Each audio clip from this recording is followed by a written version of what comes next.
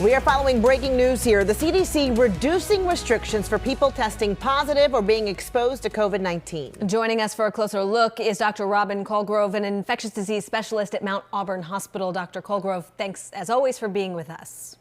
My pleasure. Well, so now people diagnosed with COVID will have to isolate for just 5 days, down from 10, the same number in quarantine for anyone exposed to COVID. If you could, what's behind the change and your feelings about this, new mandate kind of by the CDC? Yeah, it's complicated, and I don't envy the people who have to make these rules because they have to balance several complicated things against one another. I mean, it's been known since near the beginning of the pandemic that most transmission happens early in infection, but how early and exactly where you put the cutoff is very much a judgment call. And it's a balance between how much virus is there, how much you're likely to transmit, and on the other hand, how much disruption you want to cause to people's lives and society. So what's known now is that from classical, what's called shoe leather epidemiology, tracking cases, that most transmissions happen from about a day or so before symptoms come to 2 or 3 days afterwards. So they've narrowed it down to that window where most of the transmissions occur. Okay. All right. Well, today we know the National Guard moved in to help Massachusetts hospitals deal with the strain of the surge that we're seeing out here. Curious what you're seeing on the ground. How much of a burden is this surge putting on hospitals in the area? And, for folks who are wondering how they can help. Yeah, so this is kind of a triple whammy. So we have a surge in COVID cases. And then we have normal winter-associated illnesses like flu and other things. And then we have increasing numbers of staff that are out because of COVID. And so these are all coming together to put a great stress on the symptoms. So we're very grateful to have the National Guard support to help with some of these things.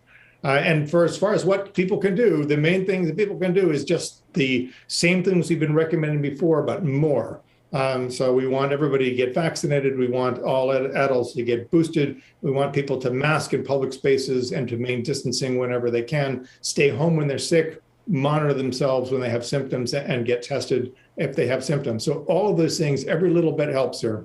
Well, Dr. Colgrove, you are among many of the experts who for a long time now have said vaccination is our strongest weapon. Today, Israel started studying a 4th dose of vaccine. Do you think that's something we would even see here? My understanding is there could be potential negative effects from the body, so it's hard to know if that 4th dose would make sense until it's looked at closer. Yeah, the short and easy answer is, of course, nobody knows. The immune system is complicated, and we're really literally in uncharted waters here. And this gets into some very deep moral and ethical issues. So with most of the world still unvaccinated, should we be putting more effort into getting people their 4th dose as opposed to getting other people in the world their 1st dose? These are questions, as we say, above my pay grade, but it's a difficult subject. I think it's we can reasonably predict confidently that giving another dose will increase people's antibody levels. How much protection that's going to give, we don't really know. I should say that this is already recommended for immunocompromised people to get 3 primary doses and then a booster dose. And so one important part to say is that people who are, for various medical reasons, unable to mount a good immune response themselves, we should really be focusing a lot of effort on to try to protect them there with extra doses. Whether just everybody should be getting extra doses, I think, is very much an open question. Okay. All right. Well, Dr. Robin Colgrove, we really appreciate what you have to say, your answers to our questions and your insight. Thank you so much. Always a pleasure.